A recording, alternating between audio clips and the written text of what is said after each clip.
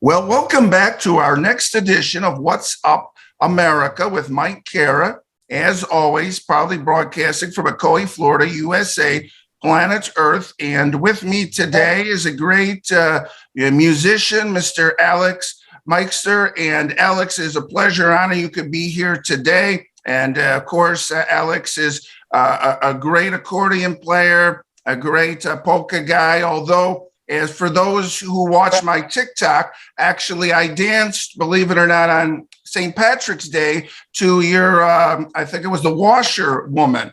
And I actually, one of my dances with the Clone Squad was dancing to that. So you do a variety of music. I was telling you, Alex, that my family have been watching you for the past 8 years on Molly B. Polka Show, as well as all of her Christmas specials. And I think you were there on trumpet and accordion and all different instruments. But, one of the things that, we'll get into is your love and passion for the music, and especially your accordion playing. I compare it to maybe Led Zeppelin or Aerosmith or something that has that rocking enthusiasm, but you still have that spirit. So, Alex, why don't you tell us, a little bit about yourself and how you got into this world of music here?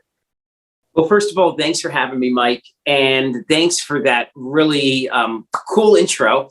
That's really, you hit the nails on the head in so many ways.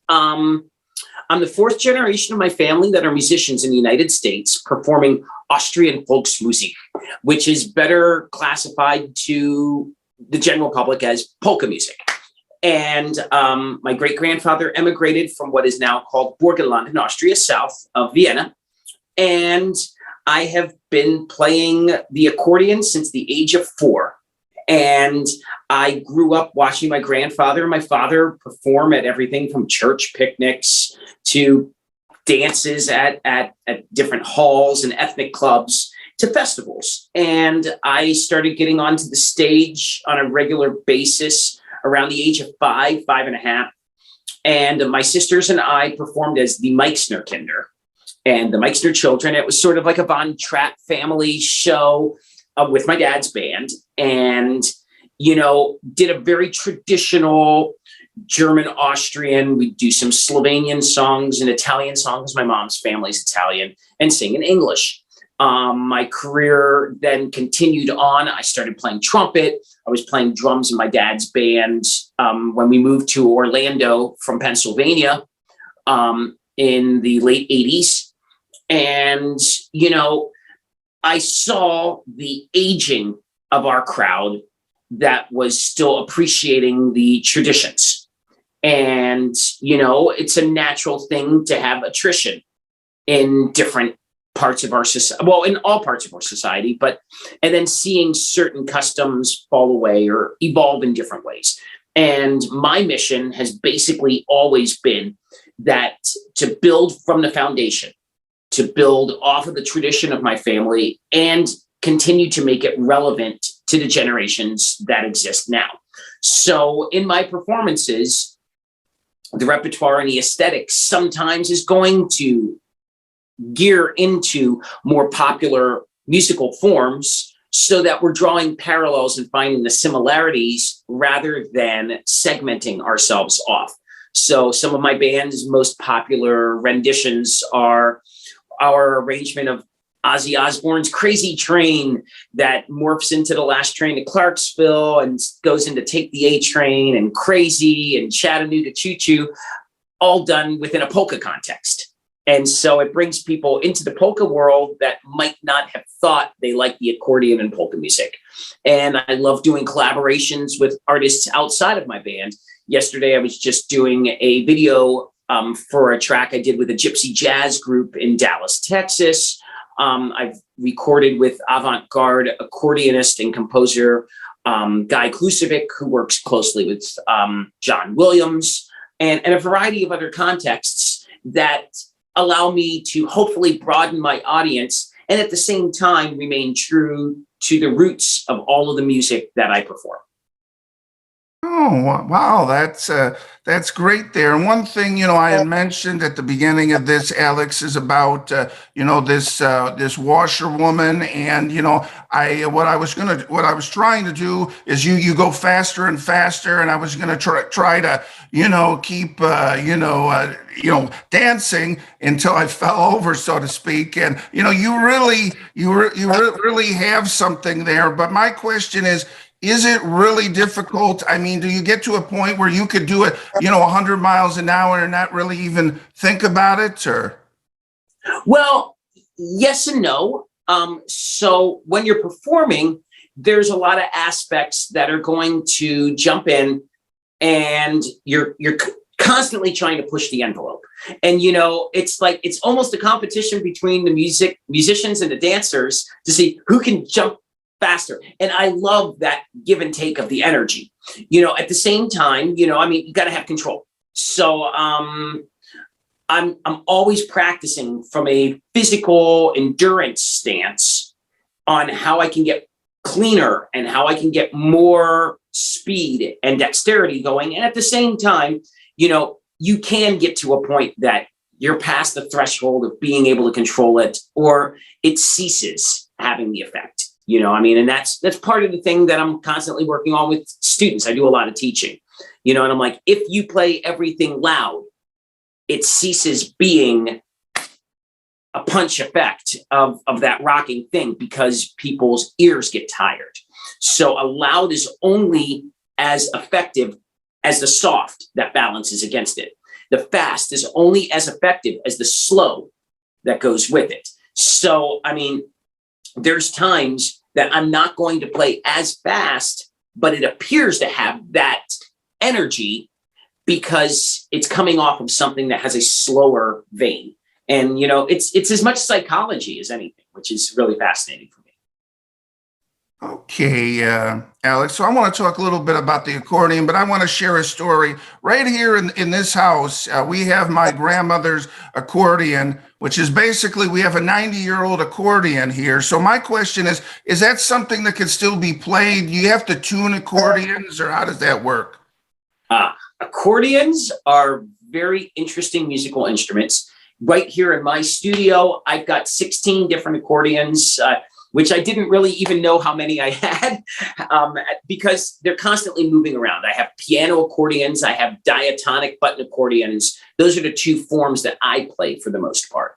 And from a maintenance standpoint, they have to be tuned, and in many cases, they have to be played, because you can have an accordion that's been kept in perfect condition, but if it sits there for years and years and years without getting played, things, it's the use it or lose it kind of philosophy. Now, that being said, a 90-year-old accordion is definitely able to be played. I have a friend of mine who is a collector in Maryland, and he has over 100 accordions in his collection, and he specifically is a connoisseur of one specific builder from Slovenia who emigrated to Cleveland, Ohio, named Anton Mervar. And Mervar built accordions from around, I think, the early 19s, like maybe 1911 or 12, through his untimely passing in the early 1940s. And these instruments, one of my students in the Netherlands is actually rebuilding like a 1920 something accordion, and he's replacing some of he's decided that he's replacing the reeds in this instrument because they had fallen into disrepair. But it's amazing when you hear the tonal characteristics of these instruments, and just like with cars, I mean, we can drive a car that was built. There's probably a Model T from the 19s that we can be driving right now. Now, is it going to have the same reaction and the ability to speed that a 2022 Corvette's going to have? Well, more than likely not, but you never know. Oh, okay. So, Alex, for our audience, so most of the time when you're playing the accordion, you're playing like almost two instruments. I mean, you're playing the accordion and then you're playing the bass part. Then you're actually playing the bass. Is that how it works then, or? So one of the things that's truly awesome with the accordion as a musical instrument is that you have the ability to have melody and harmony on one side, and on the other side, you have bass notes and chords in different accompaniments. So I have an accordion here right now. And so just, I'm going to enable original sound so that it doesn't overcompress. But over here, I have this. I have 2 rows of bass notes on a standard Stradella piano accordion. And then also I have major chords, minor chords, dominant 7th chords, diminished 7th chords. And so then in the course of my band, I have it electronically hooked up to get an electric bass sound. Okay, but this is how I would get something like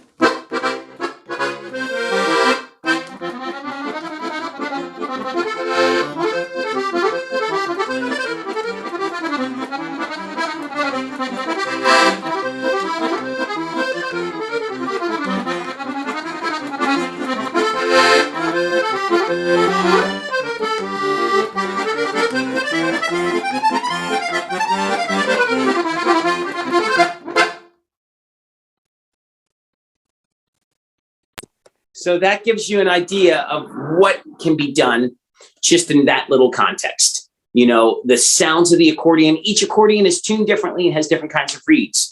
So you can get different tones that work better in different kinds of polka music or in different rock settings or country settings, Tejano, classical. And it's a very versatile musical instrument. Oh, great. Now we understand, Alex, then, we watch Molly B and we see you. There's different, so there's accordions and button boxes and concertinas and all these different instruments. So, I mean, obviously these other ones don't have keys. So the buttons then become the main notes, or how does that work? So there's different kinds of button accordions, some that are fully chromatic so that you can play all those notes in there, and some that only play in certain keys. So mine only play in certain keys, and for the most part, they are of the Austrian Slovenian category, so they have what we call heligon reeds on them. So if I were to use an instrument like this, and each one of these buttons is different, going in and out. So this instrument plays in the keys of B flat, E flat, A flat, and D flat. And then the left hand has what we call heligon reeds on it, which heligon is the ancestral name of a tuba. So you get,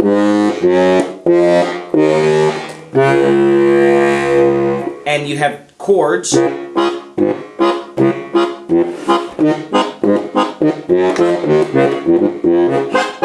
So if I were to play something like this,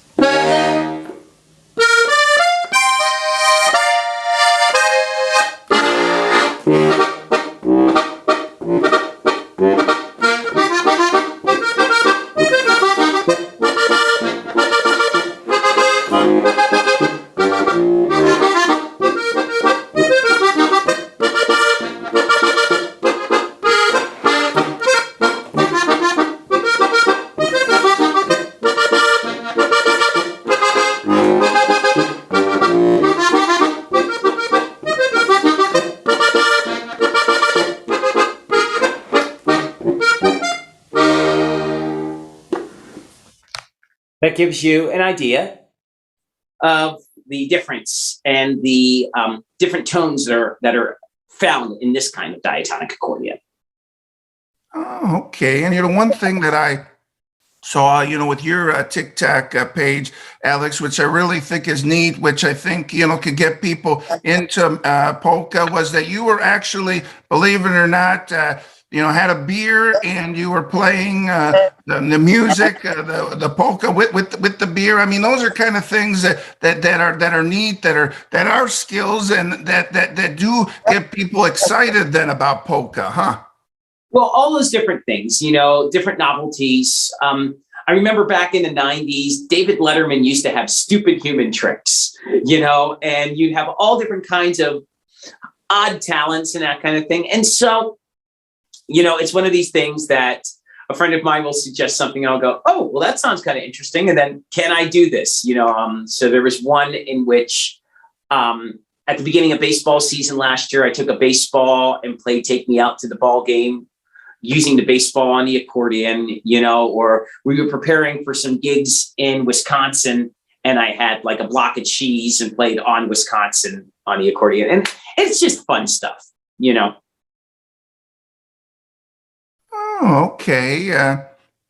So we mentioned that, Alex, that, you do a variety of, music and, but the polka is the big thing. But I mean, is there situations where, you try you mentioned that you do that you have different, songs that maybe aren't polka. So there is a place where you could put in your special touch there, huh?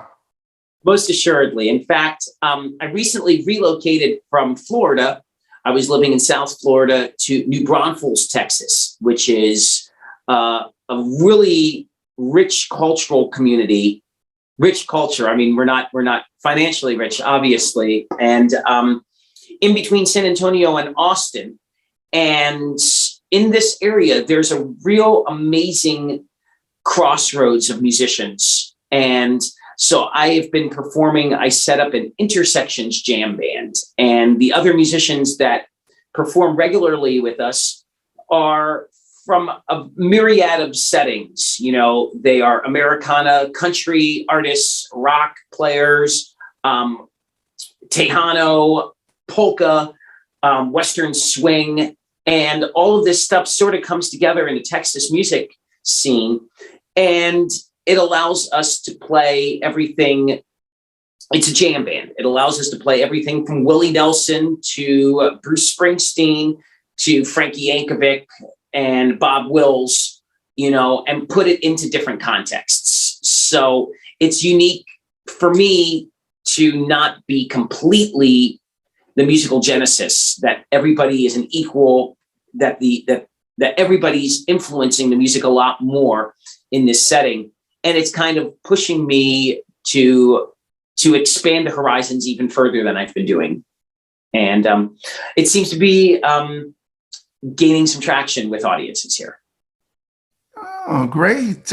So for you, Alex, you mentioned that, you're constantly practicing, you're constantly performing. And is that the key, to keep it fresh, is to perform and practice as often as you can? Or Most assuredly, it is so important to listen to music and then to put it into play. And so my brain is in a state of analyzing so many different things, and you have to enjoy what you're playing and at the same time be critical in order to progress. And there's so much music in the world, and it constantly it can be a daunting and depressing thing for some people when they sit back and go, oh, we can't make this, we can't get this to happen, or we can't get that to happen. But it's so enlightening to me that there's so many things that we can constantly be working towards. And that's where I've really found a very positive situation where I enjoy practicing and progressing and listening to something that I've played before and going, oh, that was good at that time, but let's find a way to continue letting it grow. Oh, okay. So you mentioned, Alex, with these accordions that they're only in certain keys. So I mean, if you wanted to play a certain like Christmas song in not in a different key that's not on the accordion, you have to transpose it, or how does that work? Well, I'd either have to, like in this specific instrument, like let's say I'm going to play Silent Night in the key of B flat, I have to play in the first row. And,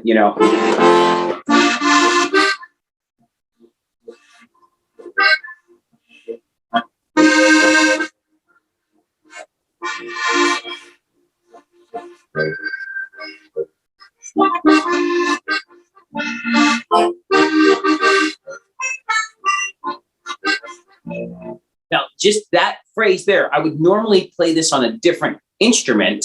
I have to switch bellow directions early and then move my hand down, as opposed to if I were to play it in A flat.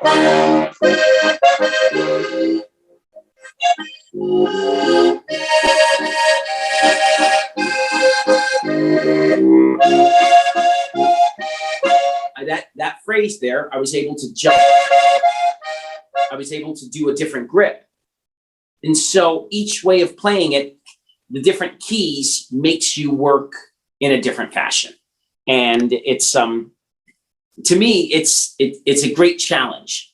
And then finding where it takes, because sometimes a song being in a specific key has a different sound. Well, it always has a different sound, but it can connect with, it can be in a specific person's vocal range, so they can sing along. It hits you a different way. I mean, it's just like when you're driving a car, I mean, the way you feel in a vehicle going 45 miles an hour is different than how you feel going 90 miles an hour. And going 90 miles an hour in a 1988 Chevy Chevette definitely feels a lot different than going 90 miles an hour in a 2021 Ferrari, Okay. So, Alex, now I wanted to, ask you, we're going to talk about, polka and the future of polka. But I mean, first of all, for you, do you have any desire to go on America's Got Talent and, let the world know and, bring this music? I mean, is that something that would appeal to you? Or? I'm always interested in different opportunities for performance and getting out there. I've done a lot of different things in my career, from doing TV commercials for Hormel pepperoni to performing in serious in almost in anonymous things, in where I've been on the background tracks for stuff like the Polka King soundtrack with Jack Black. And but yeah, I'm always looking for different performance opportunities. I was contacted a few years ago by America's Got Talent, and it didn't end up materializing the way that it went through, but you never know what's going to happen down the road. Right.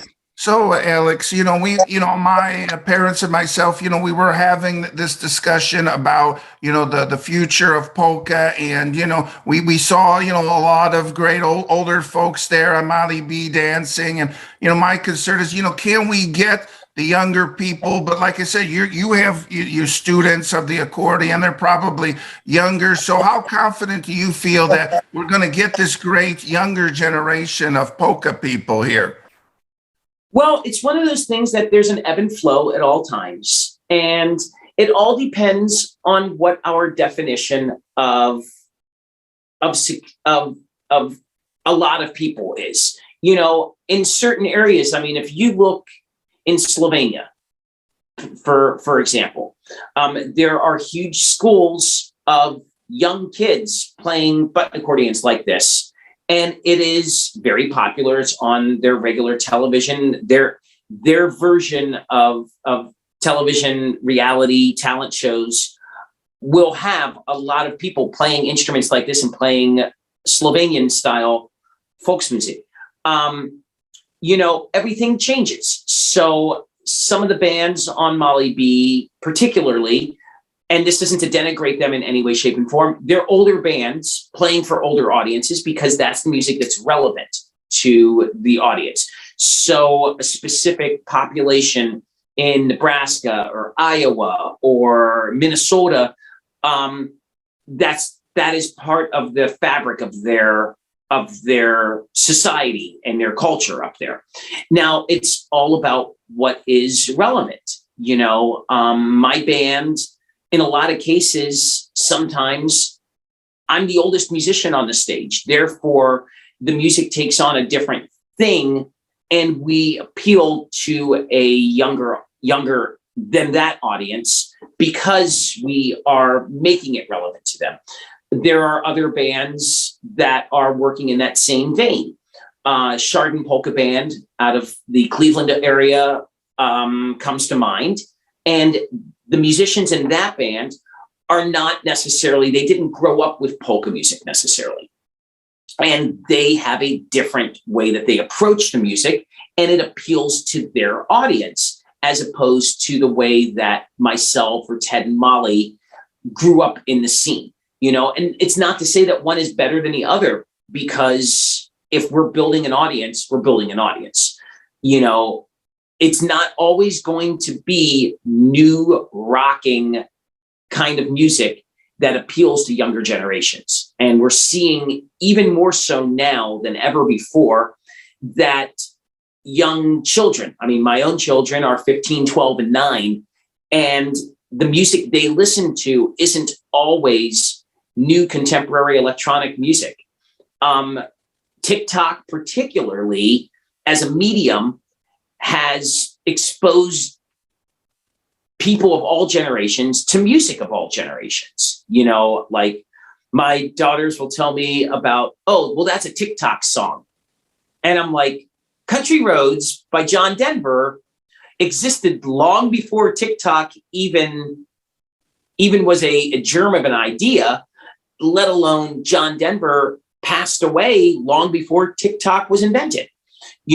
But his song Country Roads finds a new audience because people do like what you're doing, where they will dance to it or they will play along with it, and it catches on, it goes viral in a certain way. And it's fascinating to see how kids are being influenced in a positive way to explore classical violin music, because somebody like Rob Landis will go and do a video game song on violin, and then he'll also do a Vivaldi violin concerto.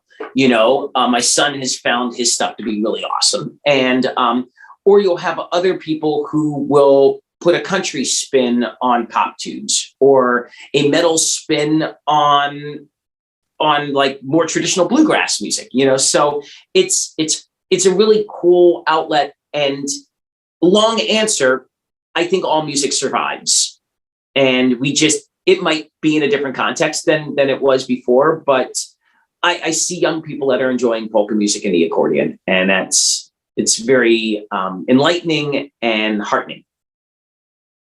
Right. So you mentioned, Alex, about having students, and that's great. And so do you get like all different levels of players, or do you work mainly with beginners? Or I'll tell you, it's interesting, because as the COVID pandemic happened, obviously everything shut down, and the opportunities for live performances all of a sudden were gone. And it sparked people needing to find entertainment in different ways. And, in many ways, people were jumping on TikTok. People were jumping on YouTube. Netflix had an explosion of TV shows that people just were finding fascinating. In that same course, what's old becomes new again.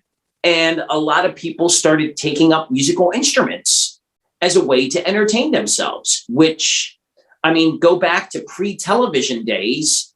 People had a piano in the parlor of their house, and they would get sheet music in order to entertain themselves. Well, the accordion was one of the recipients of that renewed interest during that time. And my teaching, I had not been doing a lot of teaching. And quite frankly, when I started back to individual lessons via Zoom, I was like, I don't know how this is going to work, because so many parts of teaching this instrument would involve going to a student saying, no, put your hand here. And, physically moving a person's hand and going, okay, all you have to do is move down one. It makes it easier. But now I have students ranging in age from 10 to 80 in, I think, 8 or 9 states in the United States, in Canada and the Netherlands. And they range in ability from absolute beginners to advanced professional players that I am trying to guide into expanding their palette of different musical styles or performance practice. And it's truly been one of the most fascinating parts of my life to watch and experience that learning, from a lady who's 80 years old and just picked up the button accordion after playing piano accordion all of her life, to a 10-year-old that's just exploring how they can express themselves through music. It's a really fascinating journey. And Alex, I wanted to get your opinion on a band. They're called the Polkaholics. I'm sure you've heard of them. I mean, what do you think about that? You think that's great that they're kind of rocking it up, that there's room, for all sorts of interpretation of polka? Oh, most assuredly. So Don Hedeker, the leader of the Polkaholics out of Chicago, they have their own spin on it. And it's kind of funny, because so much of what I grew up with was the specific ethnic delineations of the music. My family is Austrian on my dad's side and Italian on my mom's side. And we did primarily German Austrian style polkas. And my dad was heavily involved in the Slovenian and Croatian style of music, and, coming up in the 80s and 90s, particularly, and even in the early 2000s, if a band played German polkas, they weren't welcome in some regards with the Polish audience. And Slovenians didn't care for the Czech style or whatever. But you'll see through Molly B's show that some of these bands are having cross-pollination more, because those specific ethnic delineations start homogenizing, for lack of a better term, as we're yet another generation away from the immigrants that came to the United States. Some people don't have the same connection that they do with the culture. And then you'll have people like Don with the Polkaholics, who came across this music in a completely outside way. If I'm not mistaken, he found records by Little Wally, who was one of the architects of what we now call the honky sound of Chicago style polkas. And at the end of Little Wally's life, he collaborated with Polkaholics, which years earlier, there's no way that would have happened, because Little Wally had his own bass and probably wasn't too interested in the way that they were interpreting the music. But it allowed a end-of-life renaissance for some of Little Wally's stuff. And at the same time, some of the stuff Polkaholics have recorded is like old German Schuhplattler dances that they play with guitar, with distorted guitar, overdriven guitar, for lack of a better term, and bass and drums. And they have their own thing going on. It's an earthier punk kind of aesthetic. Whether one person likes or dislikes that take, it is a valid form because they are out there doing it. I haven't collaborated with them, but they were influenced obviously by Brave Combo out of Texas, who I've done some recording with, who came about it from the same way.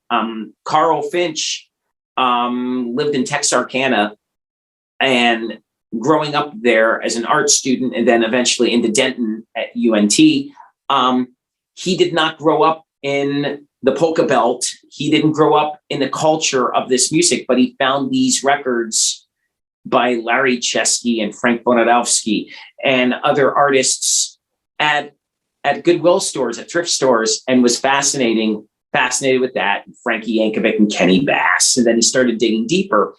And look, Polkaholics have been around for at least 20, possibly 30 years. Brave Combo's been around and has won 2 Grammy Awards. They've defined their own genre in polka music, their own style of it, over a nearly 35-year career. And you have a lot of other bands coming up behind that saw that. And, whether it is the Bowls and Beer Band in Nebraska or Chardon that I mentioned earlier in Ohio. And, we all have our different take on it. Oh, great. So, Alex, I wanted to talk a little bit about, your recordings. So, I mean, do you have a lot of, albums out there of music or? I have performed on over 80 full-length albums to date. As a sideman, as a soloist, as a featured artist, I made my first solo album in 1992. So in 1992, when I was still in high school, I recorded Button Box Dynamite, which was an album that I played all the instruments on: button accordions, bass, keyboards, drums, trumpet. And then my dad did the vocals on the 2 songs that had vocals on them because it was predominantly instrumental. But I've done everything from performing on a Grammy Award-winning album in 1994 with Canada's Polka King, Walter Ostanek, to having my own Grammy-nominated album, which was a collaboration with Bubba Hernandez, called Polka Freakout, which was in the 2006 Grammy nominations. And to the collaborations I've done with the Crayolas, a Tex-Mex rock band, Seamus Kennedy, a Irish entertainer out of Maryland, to the albums I've done with my own band, and of course the recordings for Molly B's Christmas specials and all of that different stuff. And we want to talk a little bit about, Alex, your TikTok page. Like, I encourage everyone, because TikTok's the big thing there. And, you could look, I mentioned this clapper, that might be something to look into, but it's great because, these kids are getting, to a point where they would never listen to this music normally, but, it's great that you could influence them to get into that, huh? Well, yes. And TikTok is a medium that I need to put a little more energy into myself. And I greatly appreciate the fact that you've been sharing my videos and that kind of thing. All the different social media places are different avenues that different people all around the world are getting to find music, whether it's TikTok, YouTube, Facebook, Instagram. Those have been places that I've been starting to gear more into. While we're also into the point that it's literally always, can't forget that it's one person at a time and finding a music and a communication form that connects to them. And, whether I'm performing a live performance at an intimate concert where there's a dozen or 24 people doing a solo concert, or I'm playing on a stage with my band in front of 5,000 to 10,000 people, or doing a video. There's a different challenge that comes from, oh, I'm in my studio here now, and I'm going to make a video by myself, and it's just me and the camera. And maybe this is going to be viewed by 100 people. Maybe it's going to be viewed by 100 million people, finding what that energy is and the way of connecting with people. So, we talked about, Alex, your solo recordings. So, I mean, with those, do you play a lot of the parts? I mean, is there any instrument that you don't really play that? Oh, there's a lot. I mean, there's so many musical instruments. My college degrees are in trumpet. So the brass family, trumpet, flugelhorn, those, and some baritone horn and trombone are my instruments in that department. The piano accordion and diatonic button accordions, keys, bass.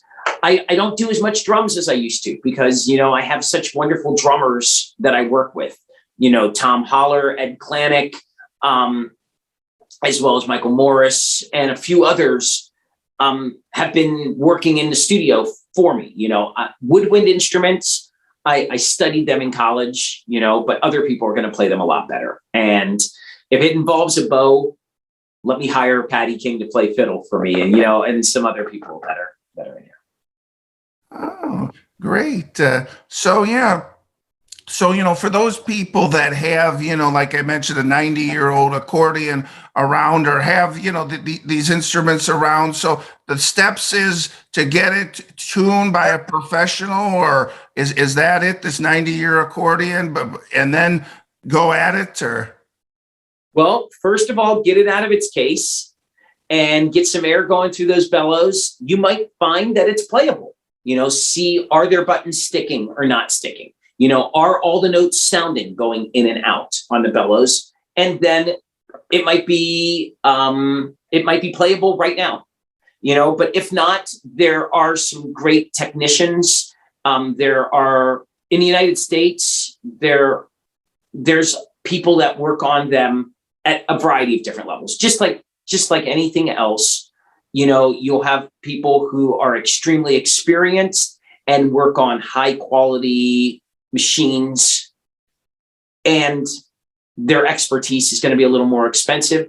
You'll have some people that have been doing it for less amount of time and work in a variety of settings. The accordion as an instrument, I have found instruments for $50 at a garage sale that are completely playable, and you never know what you come up with. There's instruments that cost well over $20,000. And I mean, there's some pretty high class machines, and you can go check out in New Jersey. Gennady Lazarov has the Accordion Gallery. In Philadelphia, Mike Bubloff owns Liberty Bellows. In Pittsburgh, Kevin Solecki has the Carnegie Accordion Company. In in Washington State, Petosa Accordions. There's a lot of different people that are selling and working on the instruments. Oh, great. Alex, we appreciate, all, your time and your expertise. And we thank you for, all that you do for the polka community and the music community in general. And is there any final thoughts or anything else you'd like to mention here? Well, thank you so much for having me on your podcast here and promoting music on TikTok. I hope to have the opportunity to meet you in person one of these days. And everybody should please check out alexmeixner.com, ALEX, M as in Mary, EIX, N as in Nancy, ER.com, and the variety of social media platforms that I'm on, and hope to have the opportunity to entertain y'all a lot more. Okay, sounds good. And we mentioned TikTok and YouTube, and are you on most social media? I mean, is that all available? Those links on your website, or? Those are all available on my website. Facebook, Twitter, Instagram come to mind. I think those are all the ones I'm on. It keeps you busy. Okay, thanks so much. My guest is Alex Meixner, and you've been listening to What's Up America with Mike Cara, and please catch us again next time. Okay, here. Yeah. Okay.